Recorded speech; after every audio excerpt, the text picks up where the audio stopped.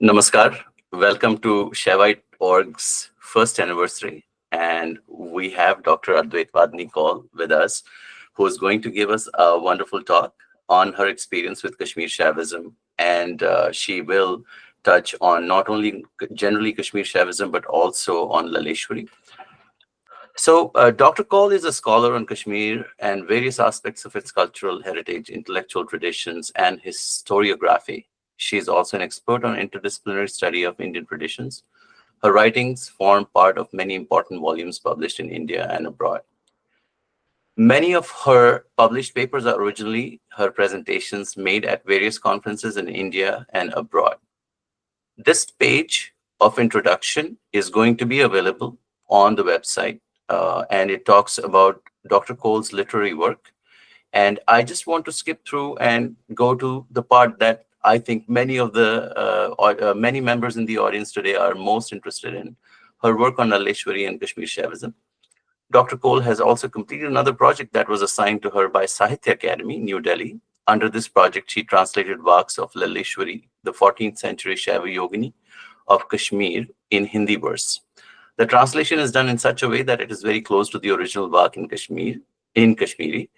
And Dr. Kaul was telling me that she's going to recite some of them, so that will be exciting. This book has been published by Sahitya Academy, New Delhi, and it came out earlier this year in the month of February. And at present, Dr. Kaul is working on a number of projects besides. She's a member of academic councils and board of studies of the universities in India and abroad.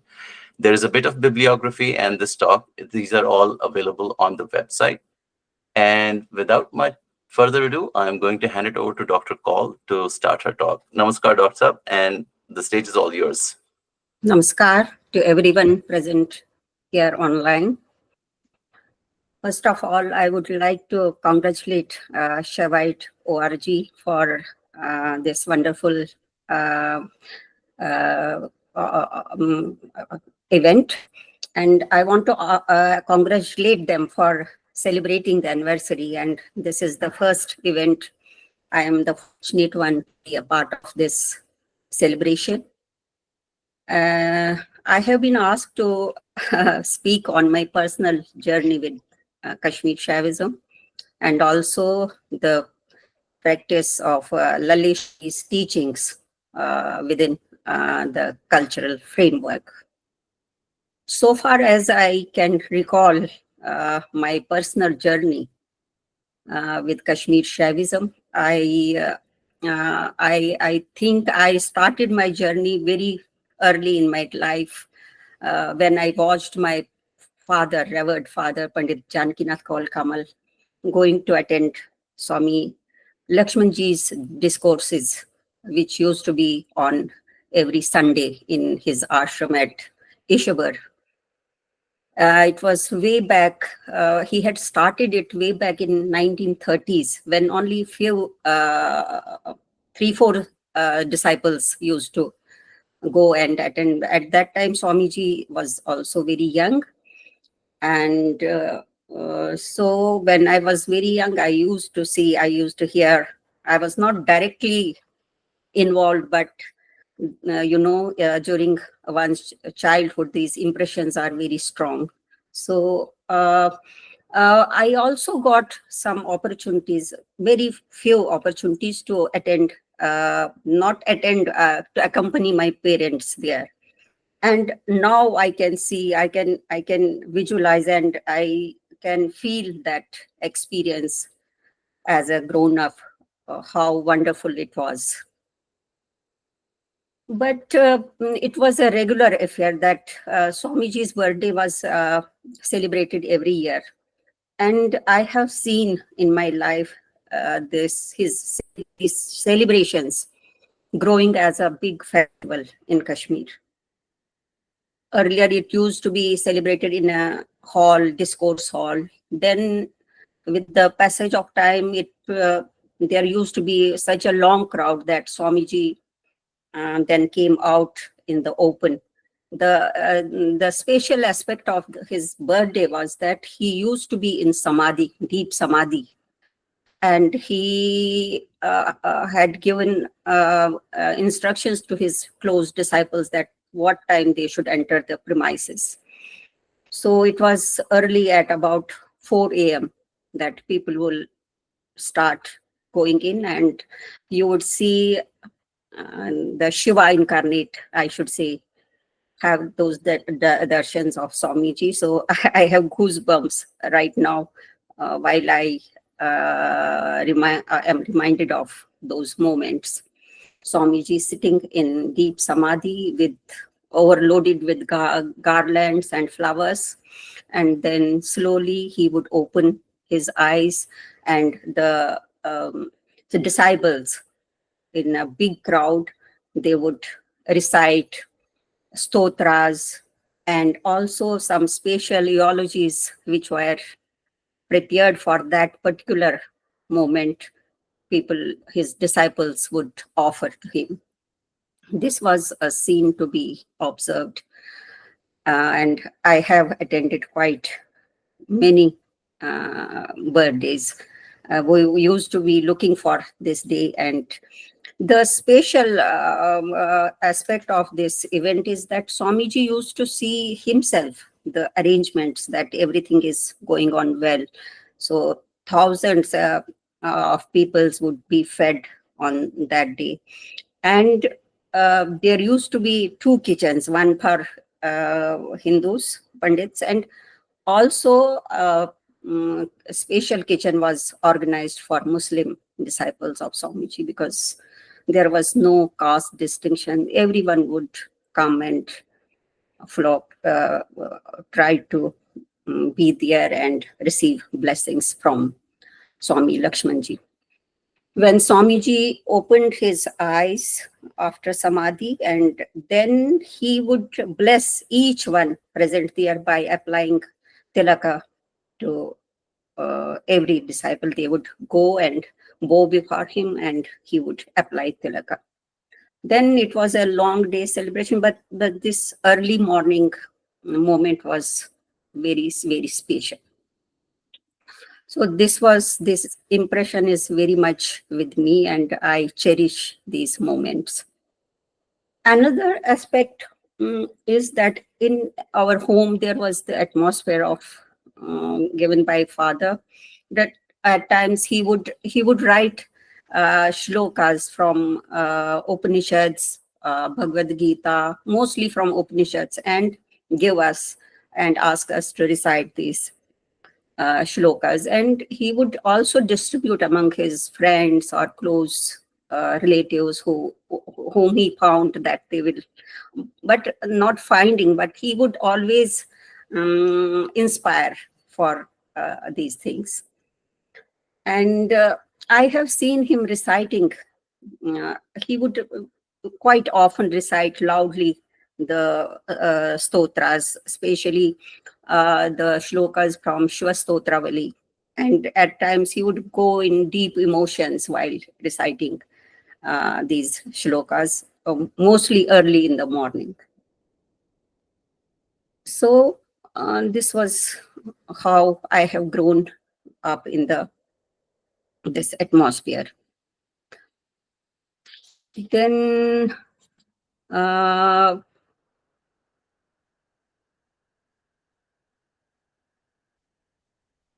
he would also study scriptures with his friends. He used to go to Ishabar on Sundays, but after finishing his day's work, as he was a teacher, and he would also take tuitions, but he, in remaining quite busy with his own occupation, but he would find time to spend for his this spiritual thing. He used to do meditations from early in his life, and then he had some close friends with whom who would visit our home, and he would study some texts with them. And mostly it was during winter times. Winter times he had some extra time. He had a vacation in his school, And then his friends would come and sit together in a cozy way, warm atmosphere, and do the.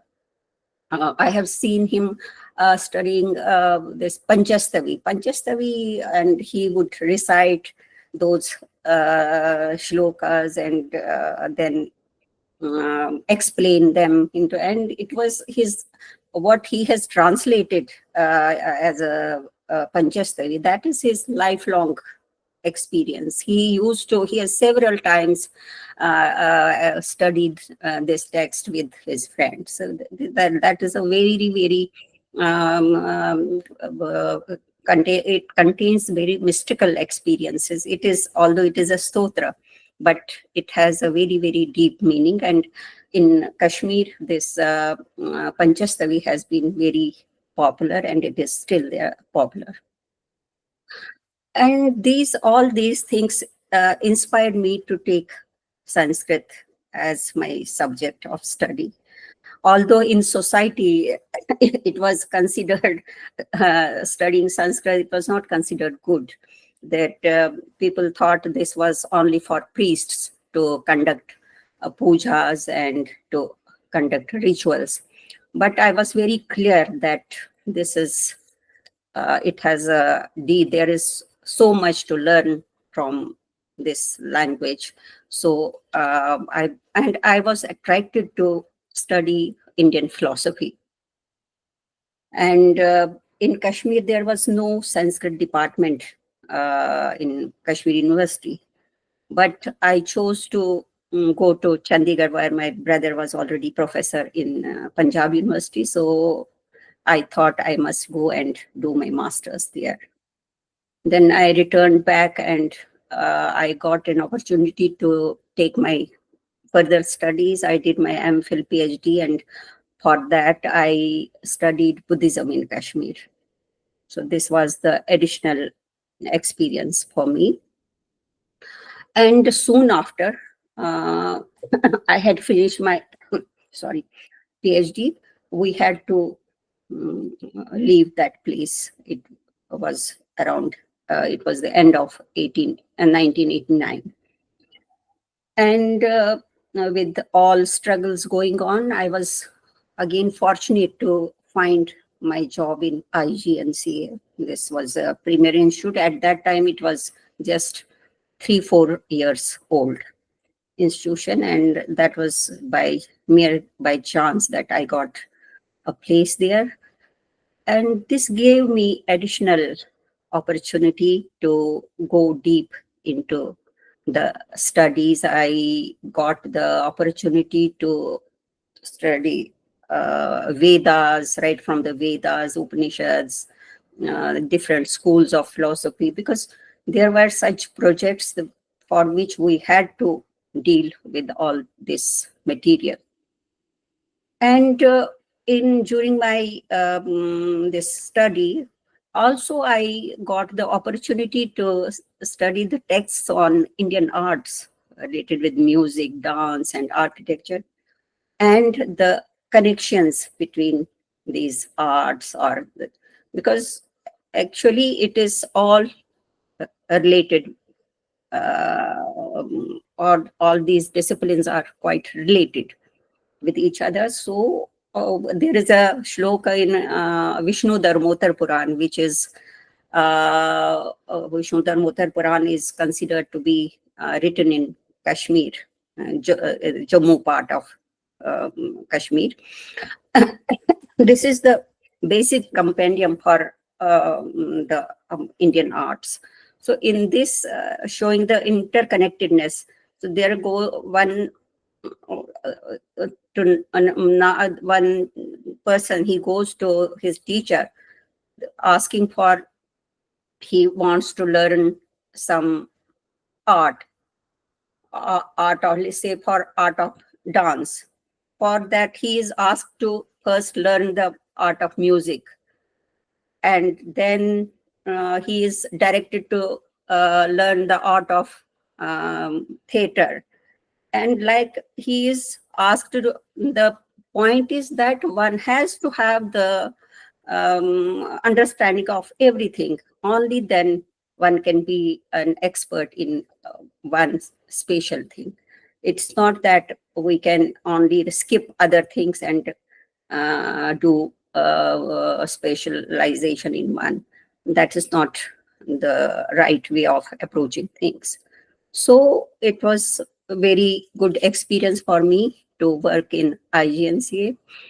So along with my official engagements, I would always utilize my given opportunity for to focus on Kashmir, because it was in our the pain was there, and that used to always drag us towards Kashmir. So whatever cultural studies or whatever things I would do, I would just have my eye on where is the connection with Kashmir.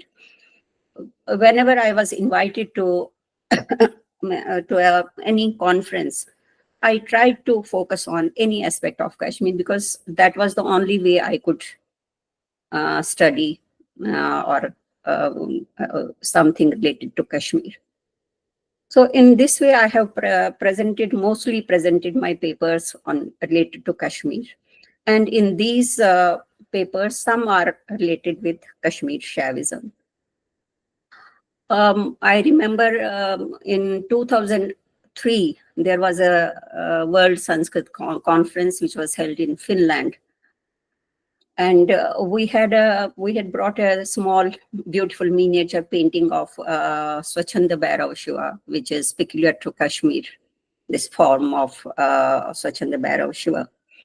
So I tried to find out, so what is the connection of this? What is the background of this painting? And instantly there is a tantra of the same name, Swachhanda Bhairav Tantra. I thought there must be something, some explanation in this. And to my amazement, I found the set of shlokas which gives the iconography of this image. And I presented a small paper in that conference, and it was very much appreciated. I think that was for the first time this image was explained, the iconography of this image was explained. And then some of my friends who are scholars in their own right, they used to remind me that, oh, you should write on that in detail. And it took me several years. You should say, I must say that it was in 2014-15 that I got. In 2014, there was one very fine scholar of Kashmir Shaivism in Varanasi. His name was Hemendra Chakravarti. He passed away in, I think, 2014. Then it was decided that commemoration volume should be prepared for in his honor. And I thought that this was the best way of offering my tributes to this great scholar of Kashmir Shaivism. So I concentrated on this to study this in detail. The iconography was okay. Then the practice of this form in our tradition and the theory behind this. So I have written a detailed paper on Swachhanda Bhairav Shiva, which is published in a volume titled Tantra Pushpanjali.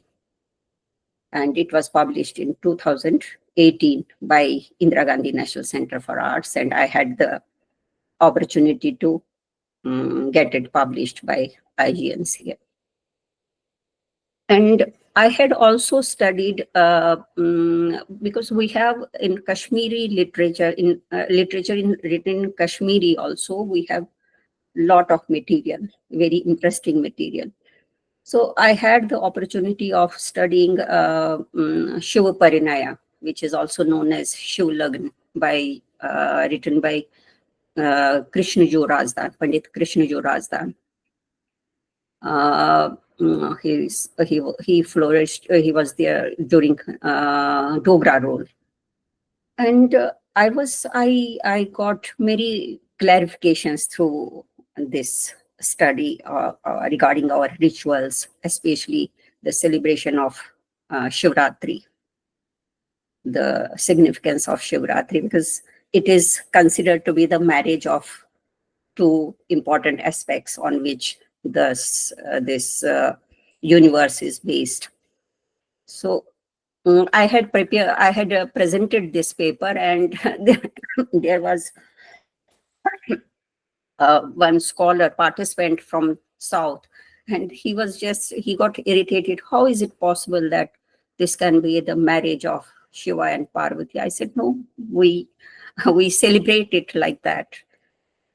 So this is also published. It was published in 2003 in a volume seminar proceeding. Then coming to now to Lalleshwari's works. I had with the Lalleshwari's works, we are conversant right from the very beginning, because her works are so common. It was, I think everyone somehow used to recite his works in Kashmir. So indirectly, we were already in touch with these works. But when we came from Kashmir, so my attention was arrested by the use of a particular work which goes as Ami Panasodara Snavichas Laman, Katebozi Daimyon, Mediditar, Amin Taken, Points and Shaman, Zuchum Brahman, Gargas.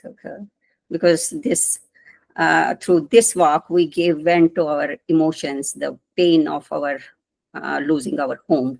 Every time we wanted to go to our home, this is at the stage of worldly affair. But the purpose of Lalleshwari, it has the spiritual meaning.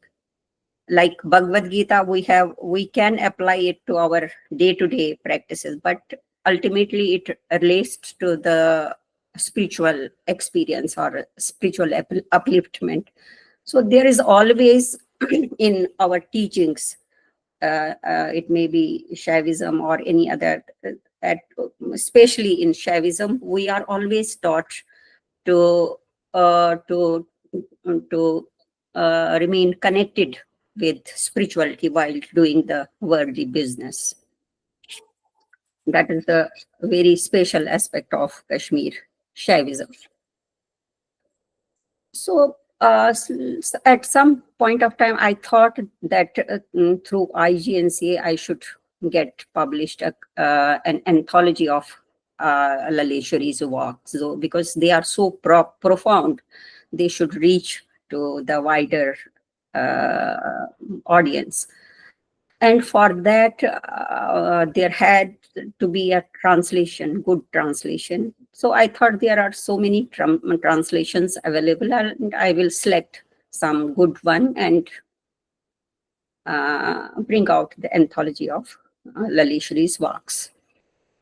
But when I tried to find out, I select a translation, I could not satisfy myself with any of those translations, because my aim was this anthology was to convey the basic meaning, the original meaning of the work, so that the one who does not know Kashmiri gets the essence of that work. It should be very close to the original. And I got stuck how to proceed further. Then through some divine intervention, I was directed to take up translation by myself. And before that, I never considered myself to be able to do these translations. And then for Meanwhile, during this time when I had taken up this task, I got an opportunity to organize four conferences on Acharya Abhinavgupta. It was during 2016 and 17, as this year was celebrated as the millennium year of Acharya Abhinavgupta. I organized one. I thought I will start from Kashmir, but in the 1916, there was a lot of disturbance in Kashmir. We could not go there. Then I started symbolically from Sri Mata Vaishno Devi University. We associated with them and we started with the first conference in Jammu. Then second one was organized in Maheshwar in Madhya Pradesh.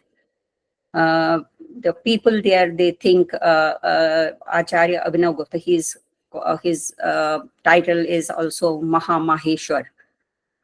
And the people there think that Maheshwar name is only after Acharya Abhinavgupta. He belonged to that place. So there was that significance. We organized it, although we organized it in Bhopal, in Kala Bhavan. And all these conferences were successfully done. And then the one international conference was organized in Delhi. And then the fourth one in Chennai, because in South India, Acharya Abhinav Gupta's commentary on Natya Shastra is very, very popular. They use it. And the manuscripts of that text, which were lost in North India, they were found in South India. And it is from there we could retrieve the text of Abhinav Bharati. And this is such a wonderful and very important commentary on Natya Shastra. Without that, it is very difficult to understand the text of Natya Shastra.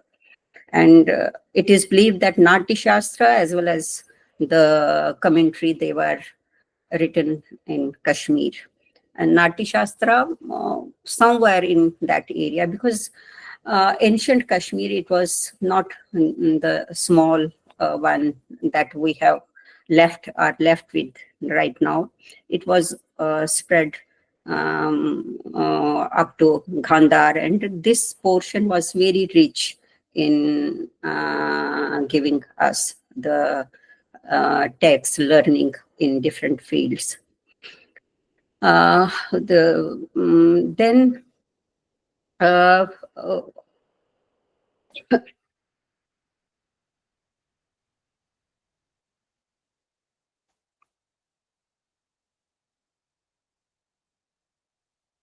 Then I did this translation, and during this conference, the Delhi conference, that was the international conference, and a team of scholars was present there from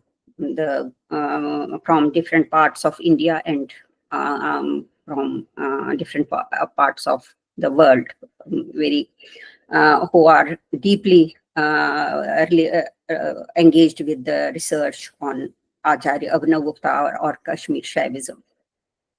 So I thought of doing an experimentation with Lalleshwari's works. I selected some 20 works and gave it to a composer, the professional composer of music, requesting her to compose it into music. And then during one of the evening functions, cultural programs, these works were presented to the audience.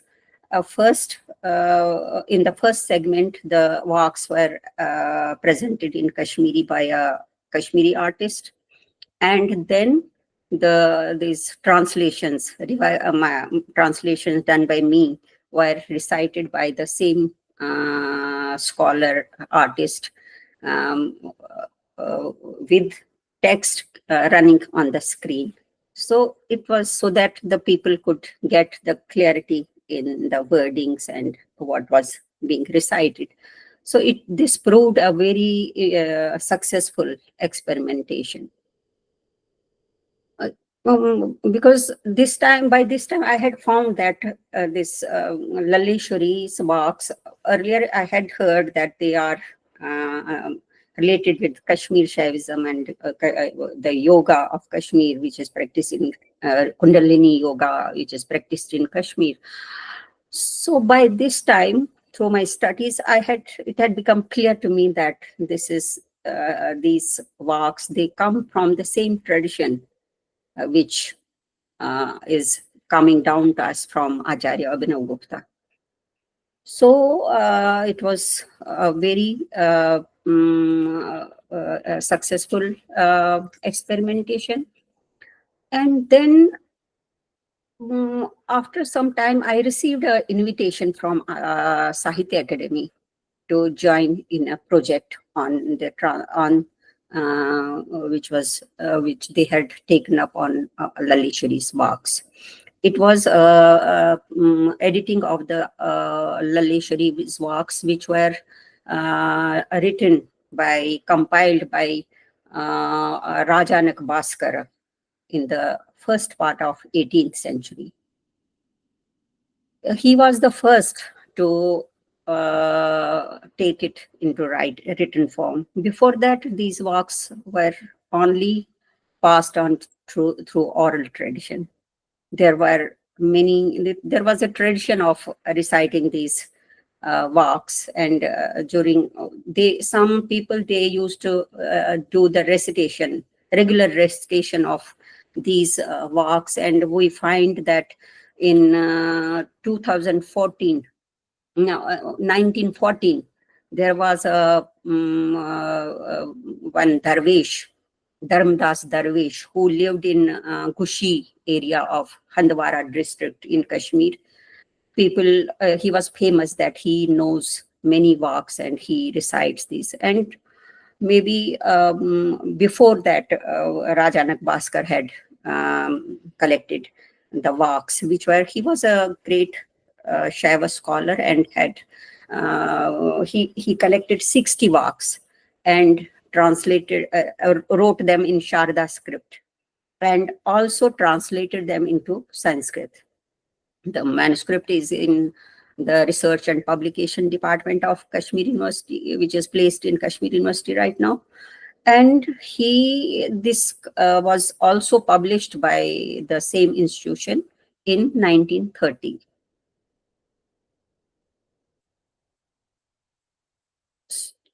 So this Sahitya Academy had taken up this project because this was published long ago. They wanted to bring it out again after editing. They had assigned it to Professor Radhavallabh Tripathi, who is a very senior scholar of India. And he had seen my work.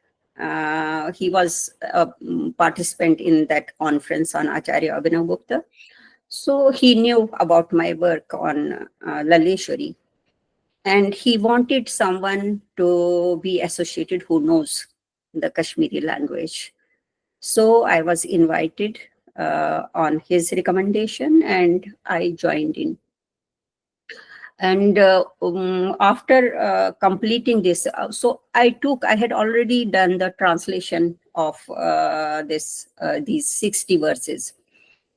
So, and I had now started giving commentaries to each verse, because there is these are very long, very deep verses, and we find their explanation in Shaiva Shastras, or I also found interesting explanations to what she says in the writings of Gopinath Kaviraj, who has been a very great, not only the scholar, but the sadhaka, who lived in Varanasi. So I have done a written commentary to some verses, but this work is still going on. And for this publication of my translation, I gave this introduction in which I have explained some of the works. And we completed this project in 2021, and it was published in during this year, early this year, and it is available. This is the book. If you can see this, and it is available at the outlet of Sahitya Academy. I don't know if they do it online also, and it is priced at rupees 150 only. And this edition of, as I told you already, is based on the collection of the works prepared by Rajanak Bhaskara during the first part of 18th century. Before that, these works were just prevalent. They were being circulated through the word of mouth. This collection, I think, is the authentic verses of Lalleshwari, and that is why I thought, for understanding Lalleshwari properly, one should concentrate on these works. The oral tradition was so strong those days that, as I told you, that there were people who could recite hundreds of her works by just by their memory.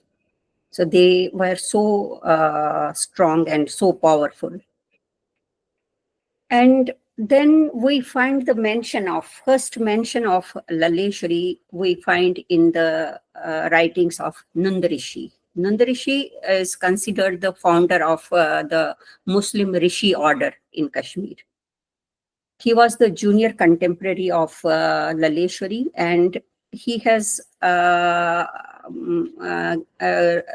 given reference. He has revered her in her his one of his shuks, like he says, "Tas padman pori chalale, yem amrit gale pyo, soy sein avatar lale, tuth var medito divo, shiv wuchun thali thale, tuth var medito divo, totyok sed Sri Kanthas tuth var medito divo."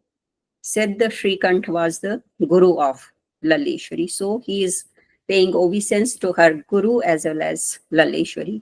The translation goes like, "To the Lalla of Padmanpur," the place which she belongs to was Padmapur, and which we right now know as Pampur.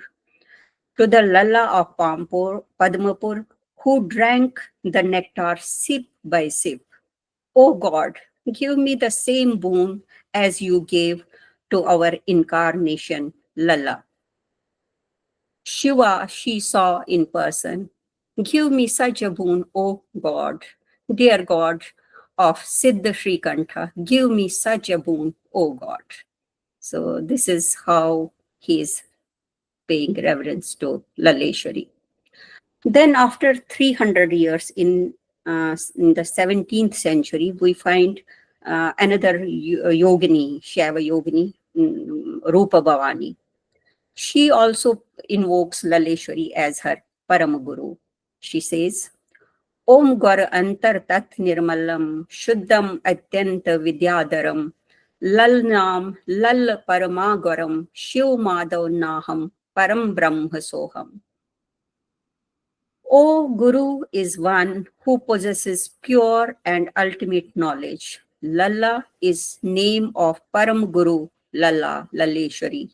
Madhava, father Madhav Judar, he was his father, is the form of Shiva. I as soul am not anything, Param Brahma. He is and I am that. So beautifully she has expressed her thoughts.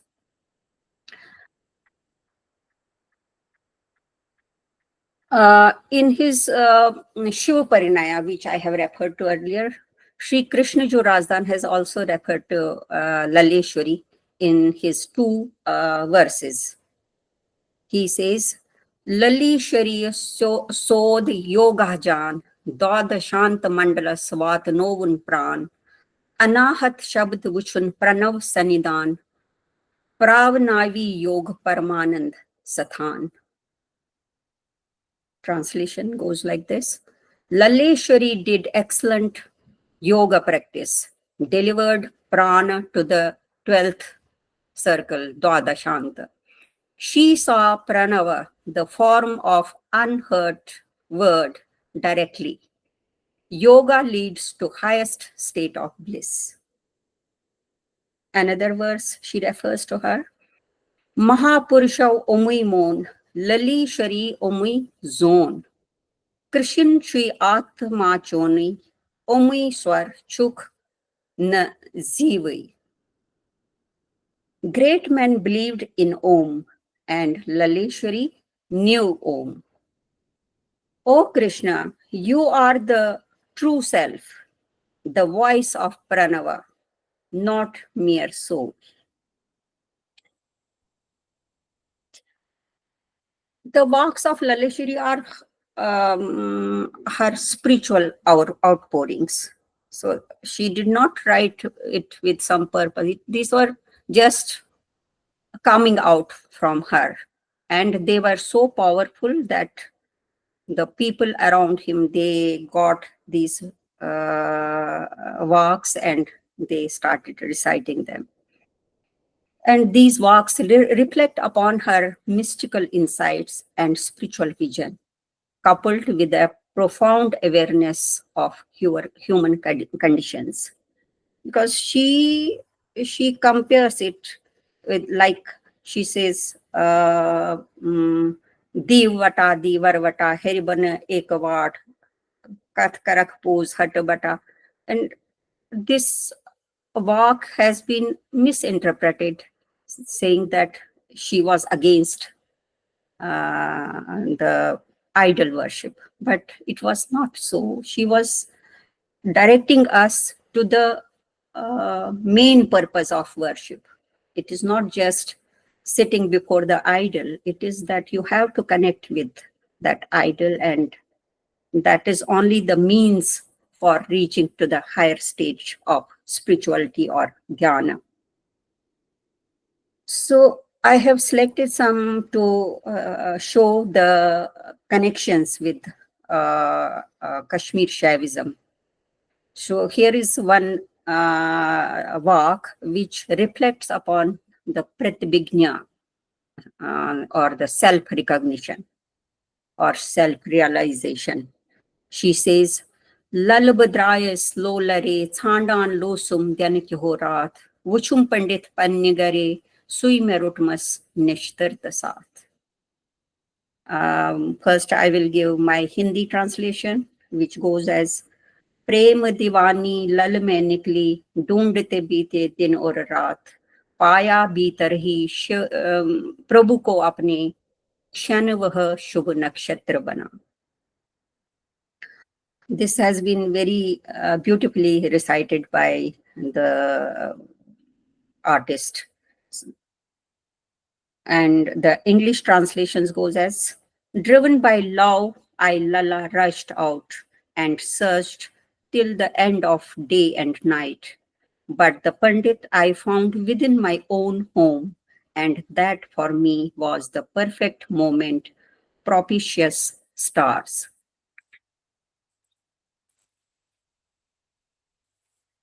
The Shaiva worldview makes her look at the existence of the manifestation of one indivisible consciousness. This idea gets reflected in this verse, in this work. Tsna bna de na dhyan, gau pane sarva kriyamashit. Anya dutuk ken sanna onui, gai sat lai parpashit. तू नहीं मैं नहीं देय न ध्यान स्वयं हो गई सब क्रियाएं विराम अवलोकित पाया उसे बिना अनुसंधान सतपुरुष लय हुए परम तत्व में. And the English translation is, neither you nor me, the worshipped nor the worshipper. All actions then suspend. Effortlessly he appeared in front, and all merges in the eternal one. So this is the realization, that because in Kashmir Shaivism we believe that everything is Paramashiva only. And we are a part of that Shiva. Shiva means bliss. The literal meaning of the word Shiva is bliss. So everything is full of bliss. And the human, all individuals, humans, they are in search of something without, uh, they are in search of this bliss, but we get stuck in worldly blessings, which are momentary. But we have to strive, and we are striving unknowingly for that ultimate bliss. So this idea gets reflected in Laleshwari's this work. As a Shaiva practitioner, she had experienced various spiritual stages till she achieved her supreme goal. Some reflections can be traced in following verses. She says, Vak manas kol akalana ate, छापे मुद्रे अतिन प्रवेश, रोजन शिव शक्त na ate, मुतुई केत sui वपदेश. My translation goes like, वाक मन कुल अकुल नहीं वहां, मौन मुद्रा का प्रवेश नहीं वहां, शिव शक्ति भी नहीं रहते उधर, शेष रहता है जो वही उपदेश. Word, mind, done or not done, nor a fake silence gets an entry here. Neither Shiva nor Shakti there. What remains is the only advice. So, whatever rituals or these sadhanas we do, the ultimate purpose is reaching to that stage. Am I taking much time? No, you're doing perfectly fine. I just wanted to remind you that we are reaching the 50-minute mark. If you want to take questions in another couple of minutes, we may want to start. Yeah. So this another walk is Shiv Shiv Karan Hamsagat Surit Ruzit Vyavhari Den Kyorat Lagirost Advai Yusman Karit Tas Nyat Prasan Suragarnath. Shiv Shiv करते वह मैं हूं जानो, रहकर व्यवहारी दिन और रात, आसक्ति बिना रहे अद्वय में मन, प्रसन्न उस पर सदा सदगुरु Shiv.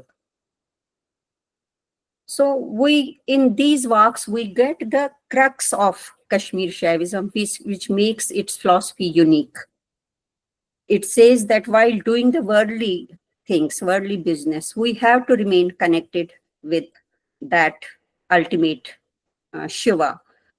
So this, if we practice this, we cannot do any, there is no scope of going wrong in doing any negative things. So this, although this is saying is so easy, but doing it is not that easy. And this practice has been there. There have been I should not say scholars, the sadhakas in Kashmir who used to practice this. And this reminds me of Swami Ram, who was the Param Guru of Lakshmanju. He was by profession, he was a priest, but spiritually he was a quite elevated person. And not only spiritually, at the worldly level, he has, his contribution is great. It is said it was on his advice that the library of research and publication was started by the Maharaja. He advised him that these texts are getting extinct. So they collected from the pandits, from the homes of the pandits, those texts, and place them in the library. And that is how we are now able to get the texts on which were published by Research and Publication Department of Kashmir, Jammu and Kashmir state. So we are so grateful, and we pay our pranams to this great scholar who saved this tradition for us. And I would conclude with two incidents. This is very interesting. One incident is about Sri Ram, and I heard this from my husband. This is related with his grandfather. His name was Master Samsar Chand Kaul. He was a teacher in missionary school, Christian missionary school, and his school was situated just opposite the Sri Ram ashram of Swami, this Trika ashram of Swami Sri Ram, where he used to give discourses. And it occurred to Masterji that he should visit this ashram sometime, but every time it was not happening. And one day, one night, when he was sleeping, he saw a dream that he goes in the ashram, and Swamiji is explaining a particular verse from Shiva Stotravali, Sangrahena Sukha Dukha Lakshana. And then he makes a point that next day he will go definitely to visit this ashram. When he goes to the ashram, to his amazement, he sees Swamiji explaining the same shloka. See? And when the discourse was over and people, the disciples, they go one by one to bow before the Swamiji. And when his term came, and he gathered some courage and told him the incident that he saw this dream. And what Swamiji says, "Oh yes, you were just delaying coming here, so I had to come in your dream." How amazing is this story? And I conclude with another very, very interesting, which gives goosebumps. This incident happened in Khajiar in Himachal Pradesh. It is is a meadow, beautiful meadow near Dalhousie. I will not name the scholars. There were two scholars, lady scholars, who were also spiritually elevated. They were there on some official assignment, and they were staying in a dark bungalow there. And one evening they went for a walk outside in the meadow. And one lady between the two, she asked the other one, "If you are tired, you can go back, and I will also come. I just want to go further, and I can come later on." And she comes. The lady who comes back, I have got this story from her. She comes back, and after some 1 hour or so, this lady also comes and relates her experience. She says that some intuition, something was asking me to move further, and she reached to a point where there was the water was falling like a huge curtain, and she got a direction that she should cross this. And she crossed this waterfall, and what she says, to her amazement, she says, on both sides there are yajnas going on, and there are people staying there. They are reciting mantras and putting the ahutis in the yajna vedis. There are so many yajna vedis on left and right, and in front is some handsome person with a long beard and in white drape, sitting in dhyana posture, and she's told that this is Acharya Abhinav. She bows before him, and she doesn't know how she comes out of this situation, and she has related this. So with my pranams to great acharyas, I conclude my. Thank you so much. It has been so much information you have shared today. And we have some questions. I have actually a lot of questions. I don't think I'll get the time to ask all of them. But let's start with the question that was raised by Vinita ji. She is asking, Namaskar Advaitavadini ji, did Laldev receive formal training or education in Kashmir Shaivism, or just the initiation that we know about from her guru, said the boy? Actually, we have to be very clear on this, that we have no clear information about her written information or any source. But only source is her works. And once you go through those walks, you cannot think that she had no formal education. She had education. And then we have an indication. She may not have gone to school or college, but she had those days, the family priests, they people used to get education from them. And we have clear information that her guru was Siddha Shrikant, who was the family priest. So she was initiated by him. And at after getting initiation from him, she even surpassed her guru. There is some incidents regarding that also, but she was uh, right from the beginning, she was into the spirituality, and she got married, and but nothing could deviate her. She tried to do the family duties also, but her sadhana got so intense that she had to leave that family, and she went wandering for. So I am very sure that she had education, don't know how, but she got initiated by the, which was the tradition going on those days.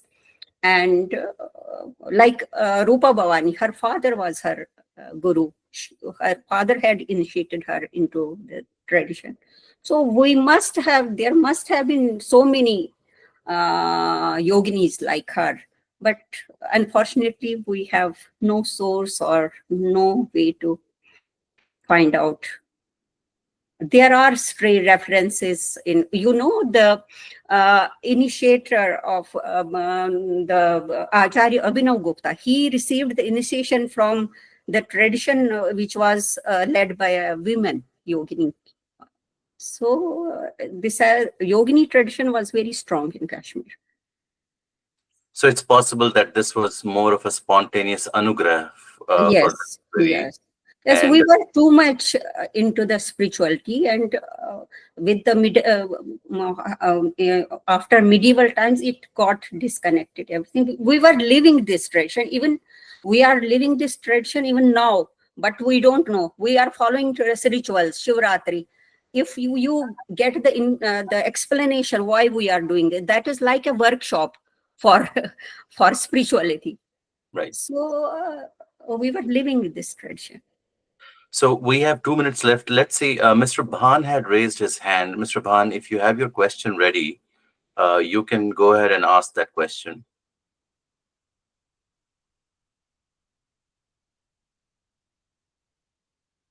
Okay, looks like we can't hear from Mr. Bhan. I hope you are able to type your question. So within the remaining 1 minute, I do want to thank you for your time today, Dr. Kaul. And I can tell you, like, I have, like 5 or 6 or 7 pages over here that, I have written down notes and questions that I would like to ask you, but we don't have enough time today. I would just request that, we would love to host you again. And maybe we will do it in a question answer style so that, we can bring these questions back to you and you can Yes. share those as stories. And I also will send you these questions in writing so that, we can be a little more prepared. Yeah, most welcome. I And will try to. wonderful. I don't think Mr. Bhan is able to present his question, and we are exactly at 8 p.m. PST. So with that, I will say thank you so much, and we Thank really you. are Thank you so honored and much. privileged to hear from you, and we look forward to reading your book, and we would love to invite you again to this platform. I don't know. It seems like Mr. Bhan is trying to get his question in, but it's not working. So with that, let's end today's call, and thank you everyone for joining. I hope you found this as an interesting conversation today. And Dr. Paul has kindly spent an hour, and before that, like about 15-20 minutes, making sure that we have a wonderful call. Today is the actual anniversary, so it is such an honor to have you start this series with us, Dr. Paul, and we'll see So you. I congratulate you once again, and namaskar to everyone. Thank you Namaskar. so much.